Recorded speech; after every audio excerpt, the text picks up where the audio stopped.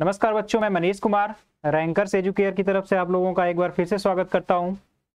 जैसा कि पिछली कक्षा में हम लोगों ने सारणिक के बहुत सारे कंसेप्ट को पढ़ा भी था और उस पर आधारित सवालों को लगाया भी था। एक एक कंसेप्ट को हमने बारीकी से समझने की कोशिश की थी।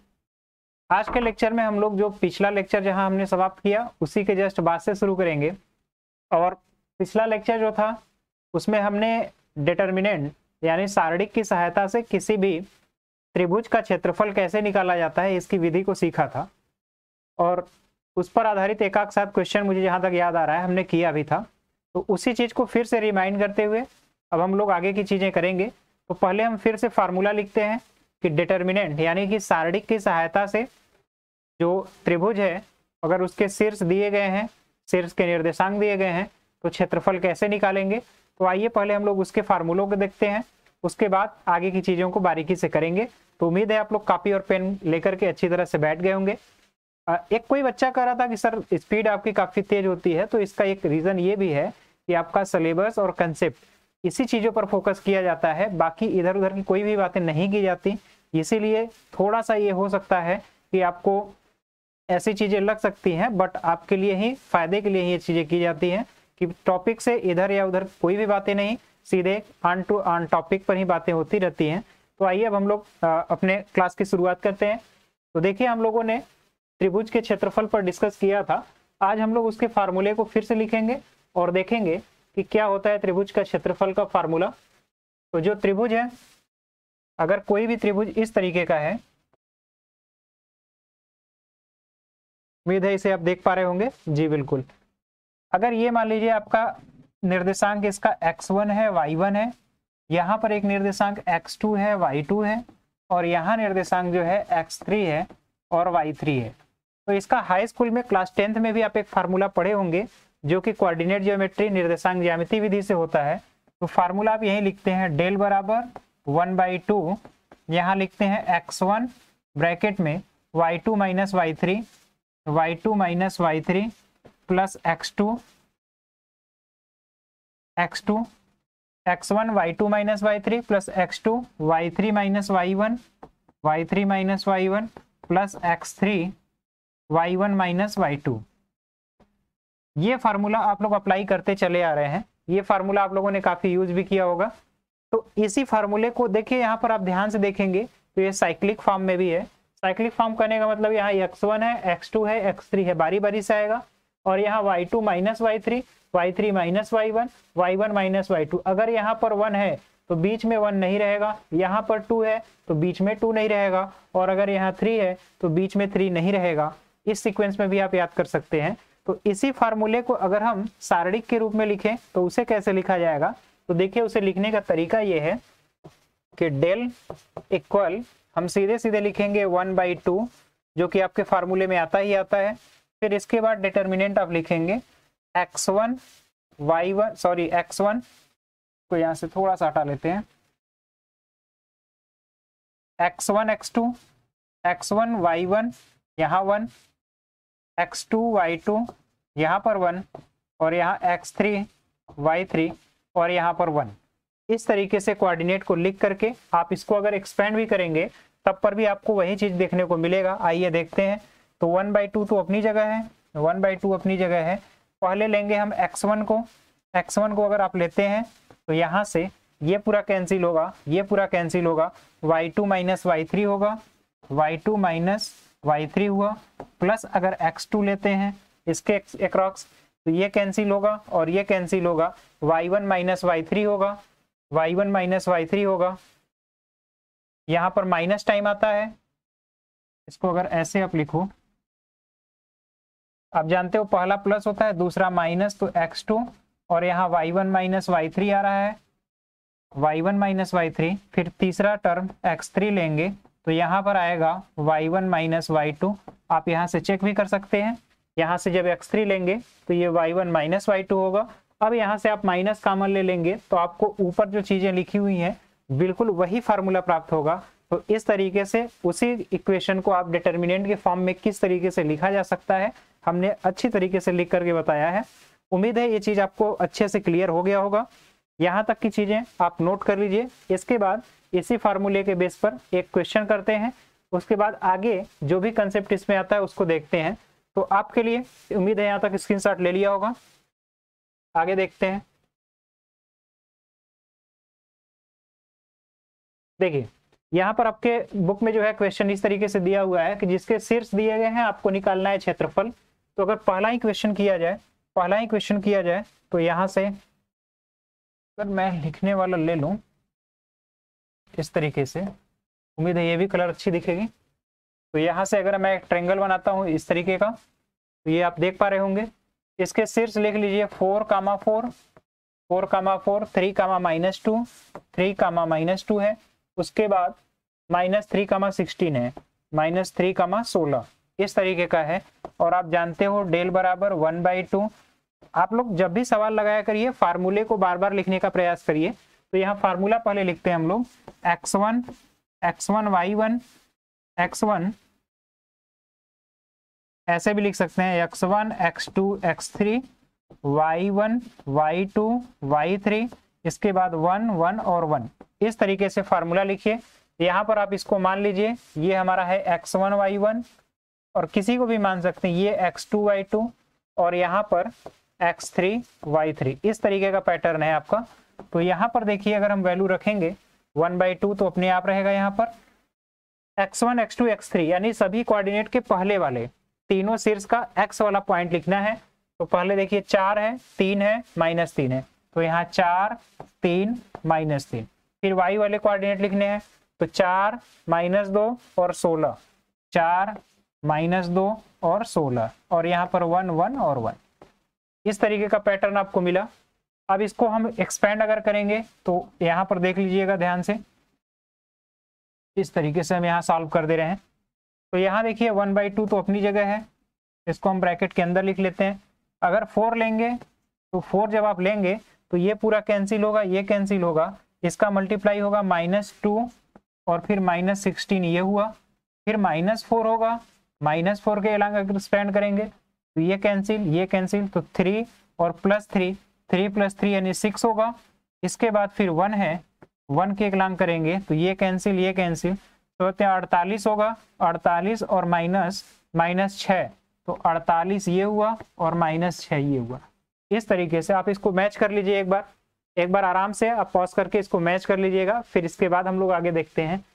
अब आप इसको सॉल्व जब करिएगा तो ये तो 1/2 हुआ, और 16 2 18, 18 का 4 बार मल्टीप्लाई करेंगे तो -72 होगा,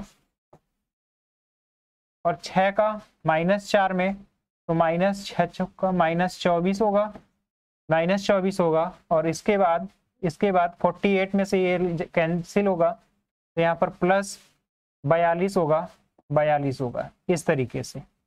अब देखिए -72 है, उसमें से 42 अगर सब्ट्रैक्ट करेंगे तो -30 होगा, -30 में और -30 है और -24 है तो -54 होगा, और 2 करेंगे भाग देंगे तो ये -27 आएगा। अब यहाँ पर ध्यान चीज रखना है आपको एक चीज का कि ये माइनस में जो वैल्यू आ रही है ये माइनस में आ रहा है, लेकिन क्षेत्रफल ऋणात्मक नहीं होता है, इसलिए क्षेत्रफल का मान हमेशा धनात्मक लेंगे। और इस तरह से जो इसका आंसर फाइनली आएगा 27 वर्ग इकाई, 27 वर्ग इकाई, ये हुआ आपका आंसर। इसी तरीके से आप बाद का एक क्वेश्चन और है, अपने से करिएगा। सभी क्वेश्चन बिल्कुल इसी फॉर्म में करने हैं, आपको हमने तरीका बता दिया, फार्मूला बता दिया किस तरीके से करना है। तो आगे एक चीज और हम बता देते हैं। अब हम लोग देखेंगे इस त्रिभुज के क्षेत्रफल की सहायता से 3 संरेख बिंदुओं को कैसे ज्ञात किया जाता है और इसको क्यों अप्लाई किया जाता है। मैंने पिछले भी लेक्चर में बताया, बट थोड़ा सा यहाँ पर डिस्कस करेंगे इसको। यहाँ तक आप नोट कर लीजिए, बाकी क्वेश्चन को अपने से हल करने का प्रयास करिएगा।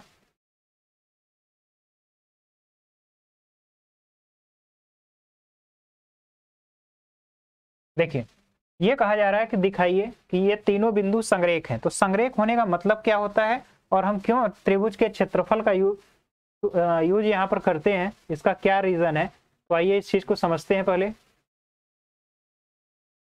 यहाँ से अगर हम एक नया स्लाइड ले लेते हैं और इसके बैकग्राउंड को अगर हम यहाँ से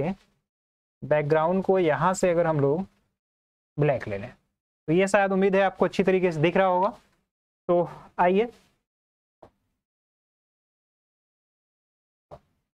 संरेख, इसको बोला जाता है कोलिनियर। संरेख होने का मतलब क्या है? संरेख होने का मतलब है एक ही रेखा में।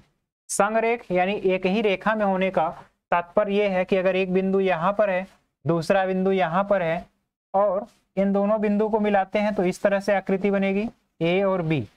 ये दोनों तो एक रेखा में हो गए, लेकिन अगर तीसरा कोई बिंदु यहाँ पर है तो तीसरा बिंदु अगर सी यहाँ पर है तो इस तरीके का आकृति बनेगा। तो अगर ये तीनों संरेख नहीं है, अब इनको आप मिलाएंगे तो कुछ ना कुछ क्षेत्रफल आएगा और वो त्रिभुज का क्षेत्रफल बताएगा। लेकिन अगर यही बिंदु शिफ्ट होकर के यहाँ पर चला है तो त्रिभुज इस तरीके का बनेगा, और नीचे शिफ्ट हो तो त्रिभुज इस तरीके का बनेगा। लेकिन यही बिंदु शिफ्ट होते होते एक स्थिति ऐसी आए कि यह बिंदु जो है बिल्कुल यह शिफ्ट होते होते इसी रेखा पर ही चला आए, तो आप देखेंगे कि तीनों बिंदु एक ही रेखा पर होगा तो एक सीधी रेखा केवल बनेगी, केवल और केवल एक सीधी रेखा बनेगी। जब एक सीधी रेखा बनेगी तो यहाँ त्रिभुज का क्षेत्रफल शून्य हो जाएगा। इसलिए संरेख होने के लिए जो सूत्र है, किसी भी तीन बिंदु के संरेख होने का प्रतिबंध है वो डेल इक्वल 0 होगा। जो प्रतिबंध है, प्रतिबंध जो है कंडीशन, वो डेल का मतलब 1/2 ब्रैकेट में अभी अभी आपने लिखा था x1 x2 x3 y1 y2 y3 1 1 1, ये वैल्यू टोटली 0 था। तो यहाँ से इसको 0 कर लीजिए, 1/2 को भी उसमें 0 ले जा सकते हैं। तो आपका ये ओरिजिनल कंडीशन है कि अगर तीन बिंदु संरेख हैं x1 y1 x2 y2 और x3 y3, तो संरेख होने के लिए क्या प्रतिबंध लगेगा और किस तरीके से आप उसको ज्ञात कर सकते हैं कुछ कंडीशन। तो आपको ये फार्मूला लगाना है और इसी फार्मूले की सहायता से सभी ऑक्युपाइड कंडीशन जो भी है आपको मिल जाएगा। तो ये सफिशिएंट कंडीशन है, आप यहाँ तक नोट करिएगा। फिर हम लोग आगे क्वेश्चन को देखते हैं। इसका स्क्रीनशॉट ले लीजिए।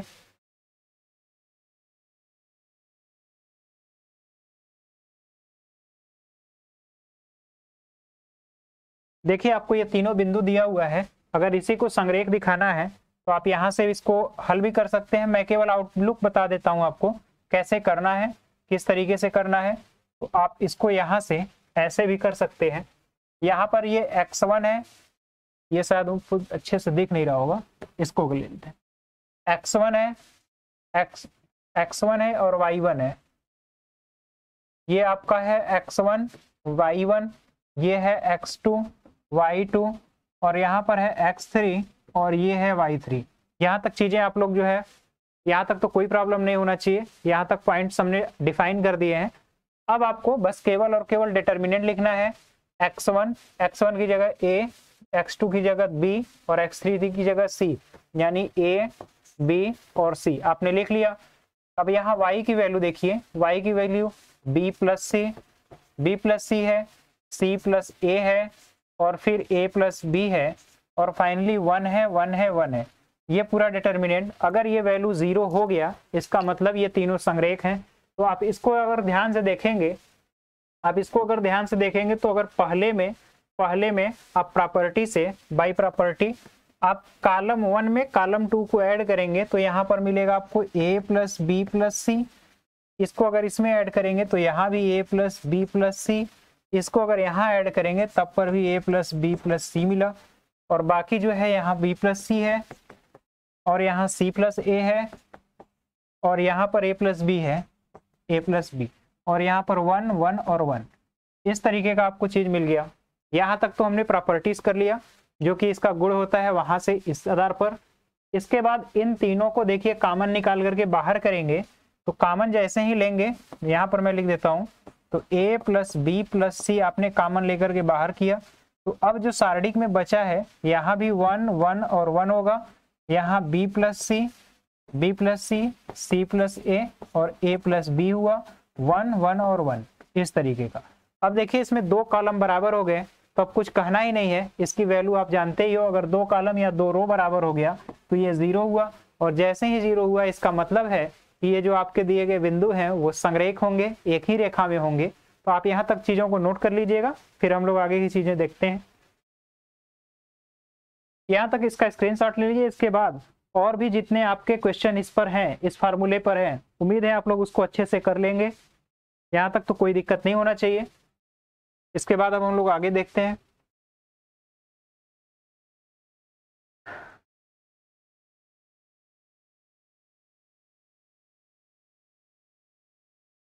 सारणिक का प्रयोग करके दो बिंदु को मिलाने वाली रेखा का समीकरण अगर आपको निकालना है तो इसका भी एक तरीका होता है। आप लोग जानते हैं दो बिंदु को मिलाने वाली रेखा के समीकरण के लिए एक समीकरण आप लोग लिखते हैं, उसको हम लिख दे रहे हैं यहाँ पर।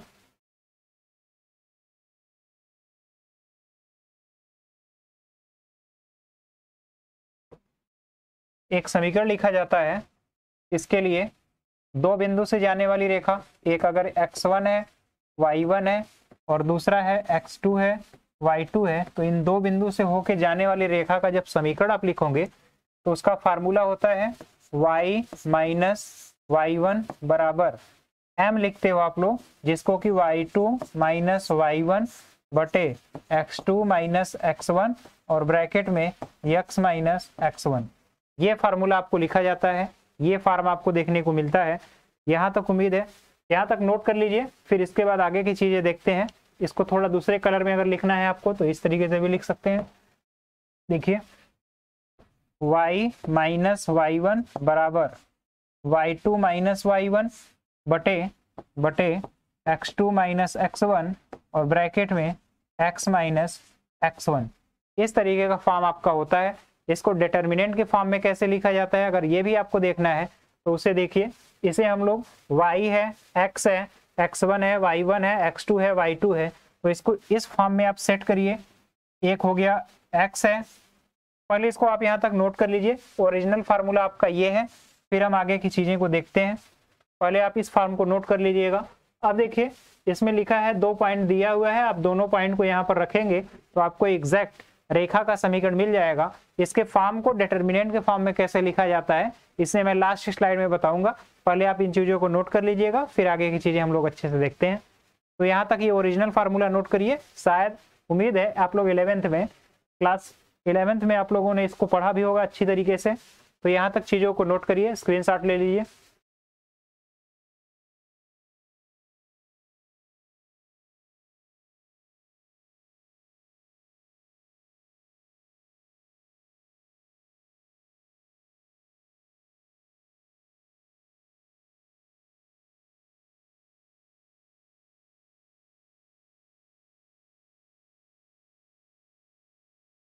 इसके बाद देखिए आगे की चीजें।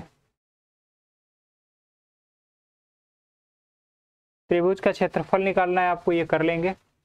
अब देखिए आज का जो टॉपिक है, मेनली आज हम लोग जो डिस्कस करने वाले हैं वो आपका यहाँ पर है उपसारणिक, जिसको आप माइनर्स कहते हैं, और सहगुणनखंड। सहगुणनखंड क्या होता है और उपसारणिक क्या होता है, पहले इसको बहुत बारीकी से समझने की कोशिश करिएगा।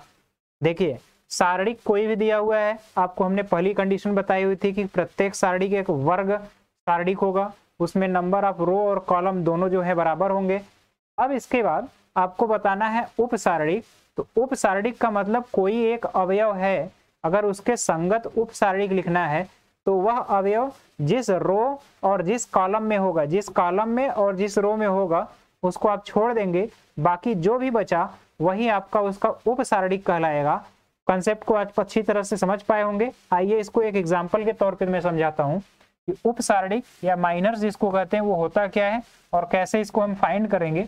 देखिए जैसे एक सारणिक हमने लिखा 3 5 2 2 3 5 1 2 3, इस तरह आपको कोई सारणिक अगर दिया हुआ है, अब कहा जाए इसका उपसारणिक लिखिए तो इसके बहुत सारे उपसारणिक होंगे।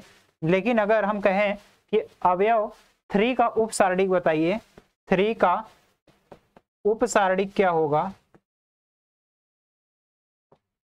अगर 3 का उपसारणिक लिखना है तो यहाँ पर देखिए 3 जो है 2 जगह है। अगर इस वाले का पूछा जाए 1 1 का, तो 1 1 का उपसारणिक लिखना है तो इसको आप छोड़ देंगे और यहाँ पर आप छोड़ देंगे जो बचा, बाकी जो बचा 3 के 3 उपसारणिक होंगे क्योंकि 3 जगह ही आया हुआ है। तो आप इसको बारी बारी से बताएंगे कि 3 जो 1 1 है उसका उपसारणिक क्या होगा, तो इसका उपसारणिक जब लिखना है का उपसारणिक, जब इसका उपसारणिक आप लिखेंगे, जिसको माइनर्स बोलते हो आप लोग, ये जब लिखने की बारी है तो यहाँ पर इस 3 को छोड़ेंगे और इस 3 वाले रो को छोड़ देंगे। बाकी जो भी बचा आप देख रहे हैं, ये बच रहा है 3 है, 5 है और यहाँ पर 2 है, 3 है। तो इस 3 का उपसारणिक आपको ये मिला। इस तरह से अगर इसमें कहा जाए 1 का उपसारणिक लिखिए, तो इसको हटा देते हैं हम। उम्मीद है ये चीज आप अच्छे से समझ पा रहे होंगे। देखिए, अगर कहा जाए 1 का उपसारणिक, 1 का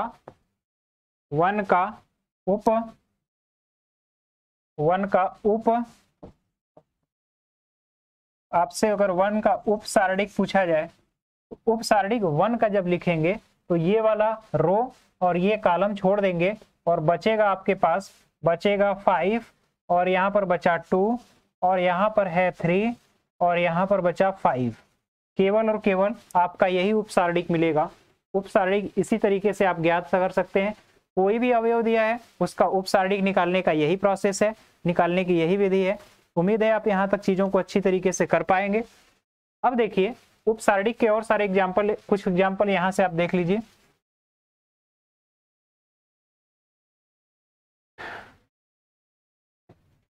जैसे ये है P है, Q है, -R है, S है, -T है और -T है, V है और X है, Y है, -Z है।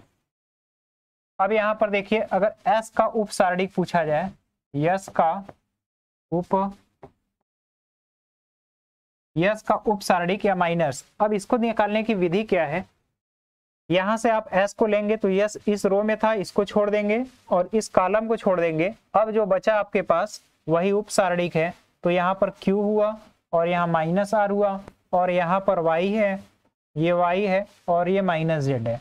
ये हुआ आपका S का उपसारणिक। अगर आपसे उपसारणिक कहा जाता है तो केवल यहीं तक लिखिएगा, लेकिन उपसारणिक का मान पूछा जाए, उपसारणिक का मान कितना है, तब आप इसको हल करके बताएंगे। आप इसको हल करेंगे, इसका मल्टीप्लाई यहाँ पर और y का मल्टीप्लाई -R में करेंगे, ये प्रक्रिया करेंगे, तब उपसारणिक का मान आपको आएगा पता। उस समय आप उपसारणिक का मान निकाल पाएंगे। आइए एक एग्जांपल से करने की कोशिश करते हैं। जैसे अगर आपको एक सारणिक इस तरह दिया है, यहाँ पर इस तरीके से सारणिक है, 3 है, 9 है, 4 है, 6 है, 5 है, 2 है, 1 है, 7 है और 8 है। इस तरह देखिए ये सारणिक था। अब कहा जाए कि 7 के उपसारणिक का मान, अवयव 7 के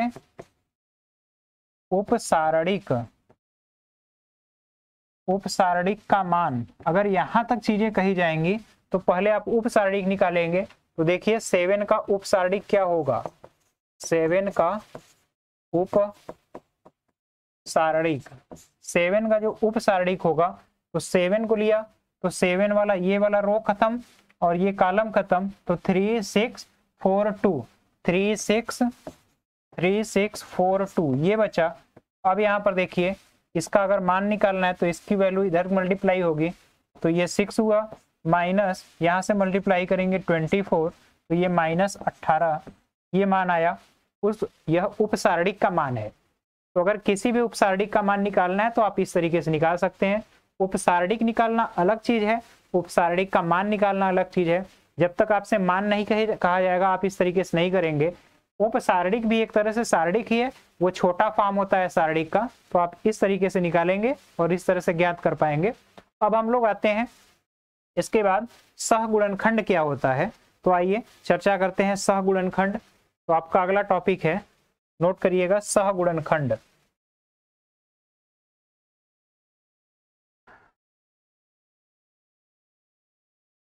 देखिए अगला टॉपिक यहाँ पर लिखा हुआ है सहगुणनखंड या फिर कोफैक्टर।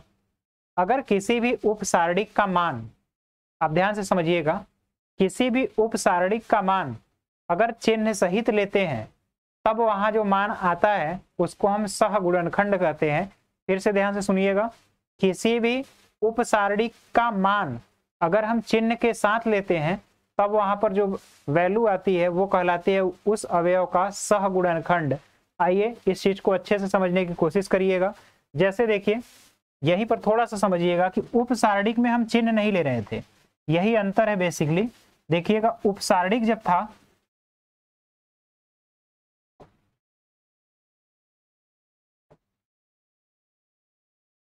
जब आप उपसारणिक लिख रहे थे, जैसे देखो यहाँ पर 2 है, 3 है, 4 है, 5 है, 6 है, 7 है और 1 है, 1 है, 8 है और ये 9 है। इस तरीके से सारणिक है। अब हम ये कहें कि आप जो है 2 का सहगुणनखंड ज्ञात कीजिए। 2 का सहगुणनखंड ज्ञात करिए। तो अब इसे ज्ञात करने का तरीका यह है कि पहले 2 का उपसारणिक निकालिए चिन्ह सहित। पहले 2 का उपसारणिक आप लिखो। तो 2 का उपसारणिक अगर लिखना है तो ये पूरा कैंसिल होगा, ये कैंसिल होगा, 6 7 8 9 बचा, 6 7 8 9।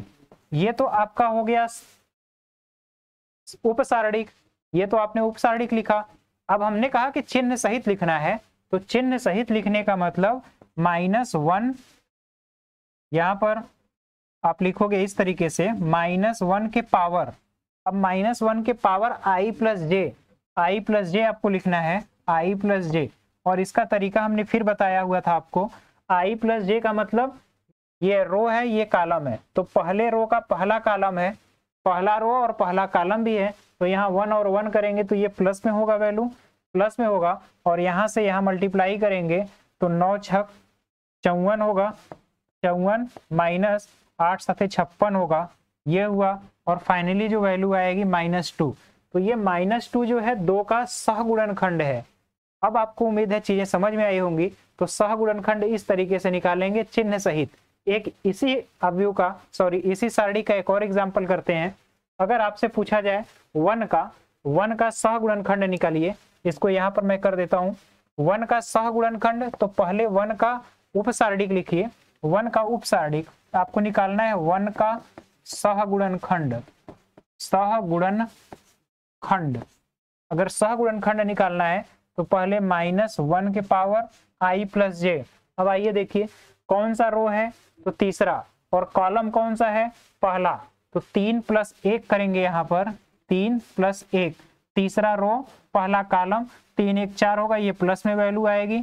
अब पहले ये लिख लीजिए 1 का उपसारणिक, ये कैंसिल, ये कैंसिल, 3 4 6 7, तो यहाँ पर होगा 3 4 6 7। अगर अब आप इसको हल करेंगे तो 3 7 21 माइनस 6 चौका 24 और ये वैल्यू आपकी आएगी -3। तो ये इस तरीके से आप किसी भी दिए गए सारणिक का उपसारणिक का मान और सहगुणनखंड तीनों निकाल सकते हैं। अब ध्यान रखिएगा, देखिए कोई भी अगर सारणिक है तो उसके प्रत्येक अवयव का उपसारणिक भी होगा, प्रत्येक अवयव के उपसारणिक का मान भी होगा और प्रत्येक अवयव का सहगुणनखंड भी होगा। आप यहाँ तक चीजों को समझ पाए होंगे, यहाँ तक चीजों को नोट कर लीजिएगा। फिर आगे एक एग्जाम्पल के साथ हम इस चीज को आगे बढ़ाते हैं। तो यहाँ नोट करिएगा, फिर आगे देखते हैं।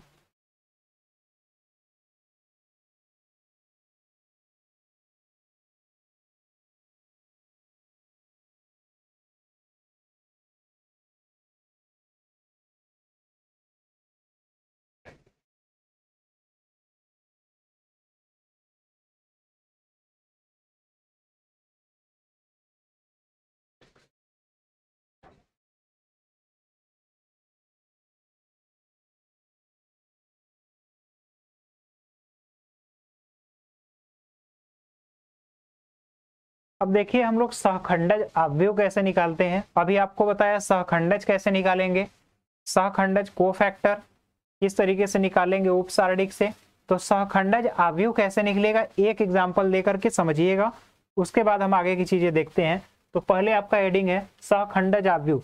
देखिए ये चैप्टर, ये जो टॉपिक है बड़ा बारीकी से पढ़ने का यही रीजन है कि आगे आपको इसका काफी यूज आएगा। जब 3 इक्वेशन रहेंगे तो उसको हम पढ़ाएंगे। एक लेक्चर में आज हमने सोचा सब कुछ हो जाएगा, बट इसको आसानी से समझाने के लिए 2 लेक्चर भी हम करेंगे।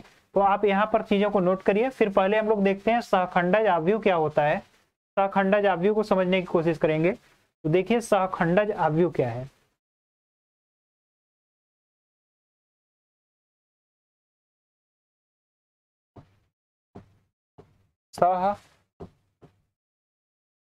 सहखंडज आव्यूह कोफैक्टर बोलते हैं। सहखंडज आव्यूह मतलब मैट्रिक्स कोफैक्टर से जो मैट्रिक्स बनेगा उसी को सहखंडज आव्यूह कहेंगे। अब देखिए इसको लिखने का तरीका क्या है। जैसे कोई एक आव्यूह दिया है ए आपको कोई सारणिक दी हुई है, 1 है, 2 है, 3 है, 3 है, 2 है, 1 है, और यहाँ पर 3 है, 1 है, 2 है। ये आपको सारणिक दिया हुआ है। अब इस सारणिक की सहायता से हमें सहखंडज आव्यूह निकालना है। तो पहले आप प्रत्येक अवयव का सहगुणनखंड निकालिए। सहगुणनखंड निकालने के बाद तब हम आव्यूह बनाएंगे, वही आव्यूह सहखंडज आव्यूह होगा। तो पहले आप यहाँ से सहगुणनखंड निकालने की कोशिश करिए। यहाँ पर शायद हमने आपको दिखाया भी होगा या फिर किया भी है कि आप क्या निकालने वाले हैं। यहाँ पर सहखंडज आव्यूह है, तो इसी को हम लोग जो है निकालने की कोशिश करेंगे। तो सहखंडज आव्यूह निकालने के लिए पहले सहगुणनखंड आव्यूह निकालिए। सहखंडज आव्यूह इसको बोला जाता है एडजॉइंट। तो इसे निकालने से पहले आपको सहगुणनखंड आव्यूह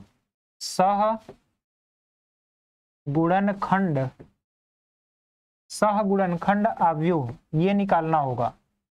तो पहला स्टेप आपका ये है कि सहगुणनखंड आव्यूह निकालिए, उसके बाद आइएगा सहखंडज आव्यूह पर। तो सहगुणनखंड निकालने का तरीका हमने अभी भी बताया है। आइए इसमें प्रत्येक अवयव का सहगुणनखंड निकालते हैं। तो देखिए पहले अगर हम पहले का निकालने जाएं तो उसे लिखेंगे A11। तो A11 है, तो आप बताइए यहाँ 112 है, तो ये वैल्यू प्लस में ही होगा, प्लस में होगा। यहाँ तक तो कोई दिक्कत नहीं है, यहाँ तक तो कोई दिक्कत नहीं है, ये प्लस में ही होगा। अब यहाँ पर देखिए इसको कैंसिल करेंगे, यहाँ से कैंसिल करेंगे, यहाँ 4 होगा और यहाँ पर तो 4 हुआ, और यहाँ से इसको मल्टीप्लाई करेंगे तो 4 - 1 तो 4 - 1 दैट इज 3। ये आपका पहला अवयव हुआ।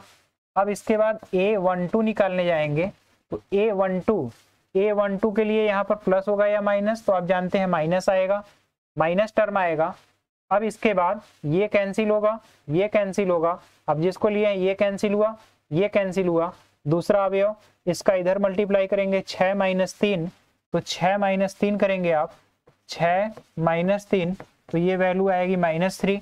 इसी तरह से A13 ये कैंसिल होगा, ये कैंसिल, और यहाँ पर देख रहे हैं आप प्लस में वैल्यू होगा, ये पूरा कैंसिल हुआ। तो 3 - 6 और ये वैल्यू आएगी -3। उम्मीद है यहाँ तक कोई दिक्कत नहीं हुआ होगा। अभी हमने जो 3 आपके ऊपर के अवयव हैं उन्हीं का सहगुणनखंड निकाला। इसी तरह आप नीचे के 3 अवयव का सहगुणनखंड निकालेंगे, उसके बाद लास्ट के तीनों अवयवों का सहगुणनखंड निकालेंगे। तो आइए एक एक को बारीकी से देखते हैं सहगुणनखंड अभी तीनों का कैसे निकला। ये तो हो गया पहले का। अब इसके बाद हम निकालेंगे A21। आप यहीं से सिंबल चेक कर लीजिए, प्लस होगा या माइनस। 2 1 3 होगा, तो 3 पर माइनस आएगा, तो माइनस हमने लिख लिया। इसके बाद 21 देखिए है कहाँ पर, ये है 21, तो ये पूरा कैंसिल होगा और ये पूरा बीच का कैंसिल होगा, यानी ये पार्ट और ये पार्ट कैंसिल होगा। तो यहाँ 4 - 3 करेंगे तो यहाँ पर 1 का -1 इस तरीके से होगा। इसी तरह A22, जब A22 लेंगे तो प्लस में वैल्यू आएगी। अब देखिए ये पूरा कैंसिल होगा और ये कैंसिल होगा, यहाँ 2 और -9, तो 2 और -9, 2 - 9 आप देख रहे हैं यहाँ पर माइनस कितना आएगा, -7 आया।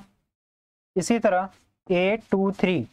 A23 अगर आप देखो तो 2 का थर्ड ये है, तो 2 3 पर 3 2 5 होगा, तो माइनस आएगा। इसके बाद वैल्यू देखिए ये कैंसिल होगा और ये कैंसिल होगा, 1 का 1 में मल्टीप्लाई 1 - 6 होगा, 1 - 6 होगा, और ये -5 मिल करके +5 करेगा। तो इस तरह दूसरे रो का सभी हम लोगों ने सहगुणनखंड निकाल लिया। इसी तरह बचा है तीसरे का, तो आइए तीसरे का इधर मैं लिख देता हूं। तीसरे का A31, 3 और 1 4 होगा तो प्लस में आएगा। अब देखिए ये पूरा कैंसिल, ये कैंसिल, 2 माइनस 6 तो 2 माइनस 6 कर लीजिए, और यहाँ आप देख रहे हैं 2 माइनस 6 माइनस 4 हुआ। इसी तरह से A32 जो है आप देख लीजिए क्या है, ये पूरा कैंसिल होगा, ये पूरा कैंसिल, ये कैंसिल होगा, और 32 माइनस में आएगा, माइनस में आएगा, क्योंकि आप देखो अभी माइनस क्यों ले रहे हैं ये फिर से बता देंगे। A32 तीसरे का दूसरा लेंगे तो ये कैंसिल हुआ, ये कैंसिल हुआ, और ये भी कैंसिल। 1 माइनस 9, 1 माइनस 9 तो ये -8 और ये मिल करके +8 होगा। इसी तरह A33, अब ये काउंट करने जाएंगे तो 3 ये है, ये कैंसिल, ये कैंसिल, 3 अब क्या करेंगे, ये पूरा कैंसिल, ये कैंसिल है तो 3 माइनस 6 ये प्लस में होगा, प्लस में होगा 3, ये पूरा कैंसिल है तो यहाँ से यहाँ देखिए गलती हो रहा था 3 यहाँ पर ये लेंगे तो ये पूरा कैंसिल हो गया, 2 माइनस 6 होगा, 2 माइनस 6 होगा। बहुत बारीकी से इसको आप करिएगा नहीं तो गलतियां होने का चांस ज्यादा रहता है। तो ये -4 होगा। उम्मीद है यहाँ तक की वैल्यू आपको समझ में आई होगी। हमने प्रत्येक अवयव का सहगुणनखंड निकाल लिया। अब इन सहगुणनखंड की सहायता से जो अवयव बनेगा उसको आप लोग कहेंगे सहगुणनखंड अवयव। तो सहगुणनखंड अवयव जो बना उसे अगर हम बी लिख लेते हैं तो देखिए क्या बनेगा सहगुणनखंड अवयव।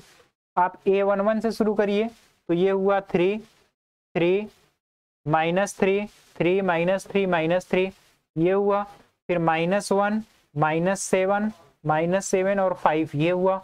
इसी तरह से -4 8 और -4 -4 8 और फिर -4 ये आपका हो गया सहगुणनखंड अवयव। उम्मीद है यहाँ तक कोई दिक्कत नहीं हुआ होगा। आप लोगों को एक अवयव तरीके से दिया हुआ था, उस अवयव से आपने उसका क्या निकाला, सहगुणनखंड निकाला, सहगुणनखंड के सहायता से सहगुणनखंड अवयव निकाला। अब इस सहगुणनखंड अवयव का अगर हम परिवर्त कर दें, अब यहीं पर आपको ध्यान रखना है, सहगुणनखंड अवयव जो है अगर इस सहगुणनखंड अवयव का परिवर्त अगर आप करेंगे, परिवर्त, तो जो अवयव मिलेगा वही अवयव आपका सहखंडज अवयव होगा। सहगुणनखंड अवयव जो आपको मिला है उसी का ट्रांसपोज परिवर्त कर देंगे तो जो आपको अवयव मिलेगा वही अवयव आपका सहखंडज अवयव होगा। एडजॉइंट मैट्रिक्स जिसको बोलते हैं वही मिलेगा आपको। तो ये इतनी प्रक्रिया करने के बाद अब इसका परिवर्त करने का मतलब रो को कॉलम, कॉलम को रो में चेंज करिए। तो आइए चेंज करते हैं। तो इसे हम B' यहाँ लिख देते हैं, B'। तो B' देखिए अब इसको लिखना है, अगर ये मैट्रिक्स फॉर्म में होगा, ये अवयव के रूप में होगा। देखिए 3 है, -1 है, -4 है, -3 है, -3 है, -7 है, 8 है, -3 है, 5 है और -4 है। तो फाइनली ये जो B' आपको मिला यही आपका इस दिए गए अवयव का सहखंडज अवयव है। उम्मीद है यहाँ तक आपको कोई दिक्कत नहीं आई होगी। एक एक चीजों को फिर से बारीकी से सुनिएगा, कैसे निकालेंगे आप सहखंडज अवयव एडजॉइंट मैट्रिक्स, क्योंकि इनवर्स निकालने के लिए आपको इसका समझना बहुत बेहद जरूरी है। तो आइए समझिए, फिर से बताते हैं एक बार। कोई भी मैट्रिक्स दिया गया है, इस मैट्रिक्स का आप लोग पहले सहगुणनखंड निकालिए। सहगुणनखंड प्रत्येक अवयव का होता है और चिन्ह सहित होगा। तो चिन्ह सहित निकालने का हमने तरीका जो बताया है वो आपको यही बताया कि -1 के पावर i प्लस j यही दोनों का योग। -1 के पावर अगर 2 करेंगे प्लस होगा, -1 के पावर अगर हम 3 करेंगे तो माइनस में आएगा। तो आप इसी से चेक कर लेंगे प्लस में वैल्यू आएगी या फिर माइनस में। तो उम्मीद है यहाँ तक चीज आप क्लियर कर लेंगे। यहाँ से सभी सहगुणनखंड को चिन्ह सहित निकालेंगे। सहगुणनखंड से जो अवयव बनेगा उसे सहगुणनखंड अवयव कहेंगे, और सहगुणनखंड अवयव का फिर परिवर्त करना है। यहीं पर आप लोग गलती करते हो, इसका परिवर्त नहीं करते हो। परिवर्त जैसे ही करेंगे आपको मिल जाएगा सहखंडज अवयव। आपको सहखंडज जिसे एडजॉइंट कहते हैं वो मैट्रिक्स मिल जाएगा। तो किसी भी अवयव का सहखंडज अवयव निकालने की विधि को हमने अच्छी तरीके से बताया। उम्मीद है यहाँ तक की चीजें क्लियर हो गई होंगी। एक दो बार आप खुद से कोई मैट्रिक्स ले करके उसका प्रैक्टिस करिएगा। अगर नहीं आता है तो फिर हम लोग आगे की चीज़ों को देखेंगे और समझने की कोशिश करेंगे कहाँ पर समस्या आ रही है। तो यहाँ तक आप चीज़ों को नोट करिए, फिर आगे हम चलते हैं।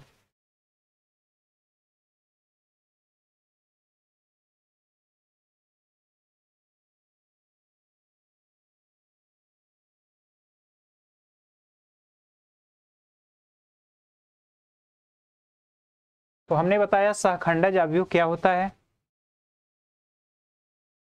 प्रश्न में अवयव का सहखंडज निकालना है, आपको एडजॉइंट निकालना है। तो इस दिए गए मैट्रिक्स का एडजॉइंट आप लोग इसको इसी पर बताने की पूरी कोशिश करते हैं। आइए देखिए, इसको हम करा देते हैं। कल जो है इनवर्स निकालना कैसे होता है सहखंडज की सहायता से, शायद वो देखेंगे हम लोग। तो आइए इसको हल करते हैं, इसी पर हल करने की पूरी कोशिश करते हैं। तो देखिएगा, जल्दी जल्दी समझने की कोशिश करिएगा। पहले हम लोग क्या निकालेंगे, सहगुणनखंड। तो सहगुणनखंड यहाँ से निकालना शुरू करते हैं। उम्मीद है आपको यहाँ पर दिख रहा होगा। यहाँ पर A11 अगर हम लिखते हैं, तो अगर A11 लिखा जाता है तो बताइए A11 क्या होगा। A11 प्लस होगा या माइनस होगा, तो प्लस हुआ। प्लस होने के बाद ये कैंसिल, ये कैंसिल, 1 का 3 में मल्टीप्लाई करेंगे तो ये 3 हुआ, 3 और 0, तो यहाँ 3 और 0 हुआ तो 3 हुआ। इसी तरह A12 होगा तो माइनस में आएगा, माइनस में होगा, ये कैंसिल, ये कैंसिल। अब यहाँ करेंगे 2 और प्लस 10, 10 और 2, यहाँ से मल्टीप्लाई करेंगे 2 और माइनस माइनस प्लस, और 5 दूना 10, और ये होगा -12, ये आपको मिलेगा -12, ये मिला। A13 अगर 13 देखा जाए तो ये पूरा कैंसिल होगा, यहाँ पहले ही क्या आएगा, प्लस आएगा, ये पूरा कैंसिल, ये कैंसिल, 0 और +6, 0 और +6 मिलकर 6 आया। ये A11 का हो गया पूरा पार्ट। अब हम देखेंगे A21, A21 करेंगे तो ये पूरा है, 21 पे देखिए माइनस आएगा, पहले ही हमने लिख दिया। ये बीच वाला कैंसिल होगा और ये कैंसिल होगा, 1 होगा और 0 होगा, तो 1 और 0 मतलब यहाँ पर -1 होगा।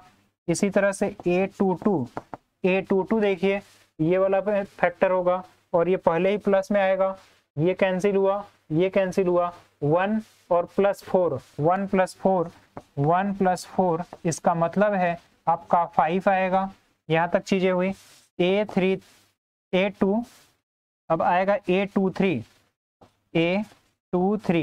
अब A23 करेंगे तो माइनस में होगा, और यहाँ पर देखिए सेकेंड का थर्ड लेंगे तो ये कैंसिल हुआ, ये कैंसिल, यहाँ 0 और यहाँ माइनस माइनस प्लस, फिर माइनस आएगा तो 2 होगा, -2, यानी फाइनली आपकी वैल्यू 2 होगी।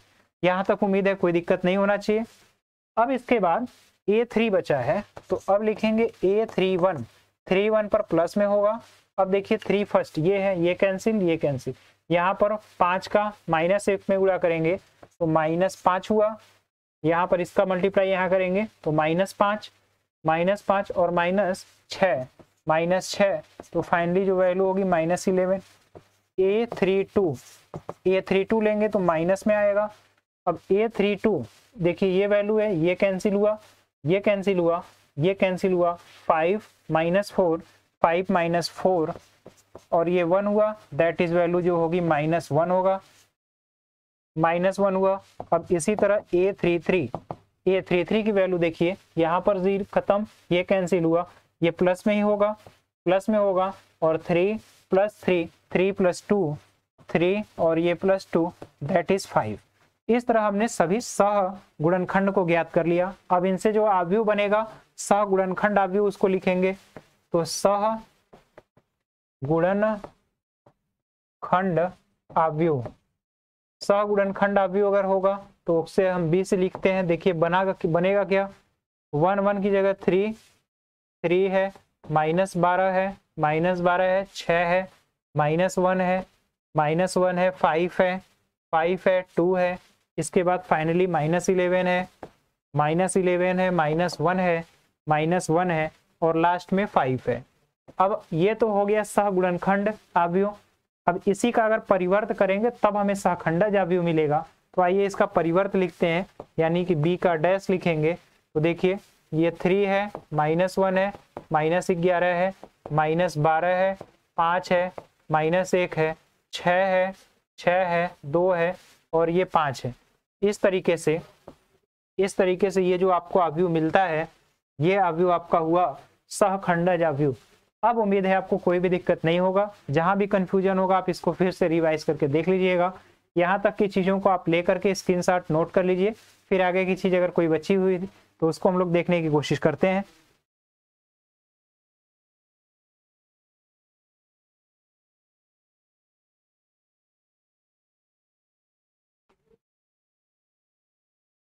अब हम लोग ये व्युत्क्रमणीय अवयव क्या होता है ये पहले भी हमने बताया था। जब कोई ऐसा एक अवयव हो जिसका अगर डिटर्मिनेंट, जिसका माड या परिमाण 0 हो जाता है तो उसे अव्युत्क्रमणीय, और अगर 0 नहीं होता है तो उसे हम लोग व्युत्क्रमणीय अवयव की श्रेणी में रखते हैं। तो यहाँ ये चीज आपको हम लोगों ने पहले भी कर चुका है, इसीलिए हम लोग वहां पर बहुत ज्यादा टाइम देकर कर रहे थे ताकि आगे आपको फिर से वो समस्या ना हो। तो हमने इसके व्युत्क्रमणीय और अव्युत्क्रमणीय का एग्जाम्पल लेकर के भी बताया था, आपको अच्छी तरीके से याद होना चाहिए। जिसमें मुझसे एक गलती भी हुई थी, मुझे वो याद है, जब मैं मैट्रिक्स लिख रहा था 1 2 3, आपको याद है वो मैट्रिक्स जो अव्युत्क्रमणीय था और मुझसे सॉल्व करने में गलती हो रही थी, उसको मैं मैट्रिक्स को फिर से लिख दे रहा हूँ, शायद आपको रिमाइंड हो जाए। वो अव्युत्क्रमणीय अवयव था, और देखिए वो अव्युत्क्रमणीय अवयव जो था उसे मैं यहाँ से लिख रहा हूँ। जो अव्युत्क्रमणीय अवयव था यहाँ पर 0 था, 0 था, ये 1 था, ये 1 था, ये 2 था, और ये -1 था, 0 था, 2 था, और यहाँ पर आप -2 रखिएगा, और यहाँ पर 1 -2, ये -2 था, और ये भी -2 था, और यहाँ पर 0 था। इस तरीके का आपका मैट्रिक्स जो था, इस तरह का मैट्रिक्स हमने कुछ लिखा हुआ था, और ये मैट्रिक्स आप देख करके ही जान जाएंगे कि ये जो है एंटीसिमेट्रिक मैट्रिक्स है, असममित या विषम सममित है, और इस वजह से ये इसका परिमाण देखेंगे तो 0 हो जाएगा। और जैसे ही परिमाण 0 हुआ हमने बताया कि वो अव्युत्क्रमणीय होगा, और उस जगह हमने एक फार्मूला भी लिखा हुआ था कि क्यों अव्युत्क्रमणीय होगा। हमने यही फार्मूला लिखा था, ए इनवर्स बराबर एडजॉइंट ऑफ ए अपान में मॉड ऑफ ए। तो अपान में मॉड ऑफ ए की वैल्यू जैसे ही 0 हुआ तो ये पूरा इनफाइनाइट हो जाएगा, जिसका अस्तित्व नहीं होगा। इसलिए जिसका परिमाण अगर 0 है तो वो अव्युत्क्रमणीय, और जिसका परिमाण 0 नहीं है वो व्युत्क्रमणीय अवयव होगा। यानी कि डिटर्मिनेंट ऑफ ए जो है अगर 0 के बराबर हो गया तो ये अव्युत्क्रमणीय होगा। यहाँ काफी गलतियां होती हैं, आप ध्यान रखिएगा। अगर 0 हुआ तब अव्युत्क्रमणीय, और मॉड ऑफ ए 0 के बराबर नहीं है तब ये होगा व्युत्क्रमणीय, तब इसको हम बोलेंगे व्युत्क्रमणीय। यानी इसका उल्टा किया जा सकता है, व्युत्क्रमणीय अवयव से बोला जाएगा अगर उसका परिमाण जो है 0 के बराबर नहीं होता है। इस चीज को आप ध्यान से समझ लीजिएगा, क्योंकि बार बार यहाँ पर गलतियां होती रहती हैं। तो उम्मीद करते हैं यहाँ तक चीजों को आप समझ पाए होंगे, व्युत्क्रमणीय और अव्युत्क्रमणीय अवयव। अब यहाँ तक हमें लगता है टाइम भी हो चुका है, तो थोड़ा सा देख लेते हैं, अगर कोई और फैक्टर बचा होता है तो उसको हम लोग एनालिसिस करेंगे, उसके बाद फिर आगे की चीजें देखते हैं। तो यहाँ तक स्क्रीनशॉट ले लीजिएगा आप लोग।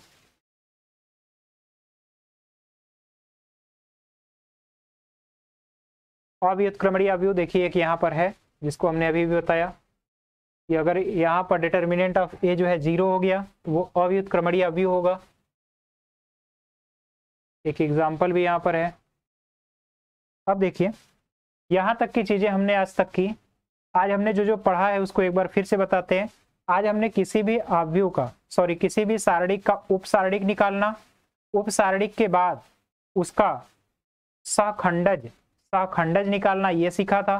कोफैक्टर जिसको आप कहते हो, तो हमने उपसारणिक और सहखंडज, उपसारणिक निकालेंगे तो चिन्ह की कोई जरूरत नहीं होगी, उपसारणिक का मान उसी उपसारणिक को हल करके निकालेंगे। जबकि सहखंडज के लिए आप चिन्ह के साथ उपसारणिक को लिखेंगे और उसे हल करेंगे तो वो आपका सहखंडज अवयव कहलाएगा, और सहखंडज के अवयवों से जो अवयव बनेगा वो सहखंडज अवयव होगा, और उस सहखंडज को सहगुणनखंड अवयव होगा, और उस सहगुणनखंड अवयव का परिवर्त करेंगे तब जाकर के आपको सहखंडज अवयव जिसे एडजॉइंट आप कहते हो, एडजॉइंट मैट्रिक्स मिलेगा। तो यहाँ तक की चीजों को हमने बहुत बारीकी से समझा। अब देखिए कल के लेक्चर में हम लोग ये देखेंगे कि किसी भी आव्यूह का सहखंडज आव्यूह की सहायता से इनवर्स कैसे निकाला जाता है, हम लोग व्युत्क्रम या फिर उसका इनवर्स कैसे निकालेंगे। देखिए, एक तरीका तो हम लोग पीछे सीखे थे, प्राइमरी ऑपरेशन, प्राइमरी यानी प्रारंभिक संक्रिया के द्वारा, यहाँ तक को चीजों हम समझ चुके थे। कल जो है लेक्चर में एडजॉइंट निकाल करके कैसे हम लोग इनवर्स निकालेंगे ये तरीका सीखेंगे। उसके बाद क्रैमर रूल की सहायता से लीनियर इक्वेशन, रैखिक समीकरण जो है उसको हल करना सीखेंगे। तो दो चीजों को हम लोग कल के लेक्चर के लिए रख देते हैं। आज के लेक्चर में भी काफी चीजें हम लोगों ने डिस्कस की हैं, एक बार फिर से और बारीकी से आप लोग उसको समझिएगा, किताब से सवाल को हल करने की कोशिश करिएगा, संरेख के कंसेप्ट को लगाइएगा, समीकरण के सूत्रों को निकालिएगा। इस तरह से आप इस चैप्टर में जितनी भी चीजें हैं बाकी बची हुई हैं उसको अब हम लोग कल देखेंगे। आज के लिए आप लोगों का हमारा साथ देने के लिए धन्यवाद। और एक चीज और आपसे कहना चाहेंगे कि अगर किसी को इसकी जरूरत है, जिस भी बच्चे को आपको लगता है उसके पास इसको शेयर भी करिएगा, उसे इसके बारे में बताइएगा भी, तो आप लोग ज्यादा से ज्यादा इससे लाभान्वित हो पाएंगे। हम लोग का यही उद्देश्य है। तो फिर से अंत में आप लोगों का हमारा इतना साथ देने के लिए बहुत बहुत धन्यवाद। मिलते हैं नेक्स्ट लेक्चर में। जय हिंद।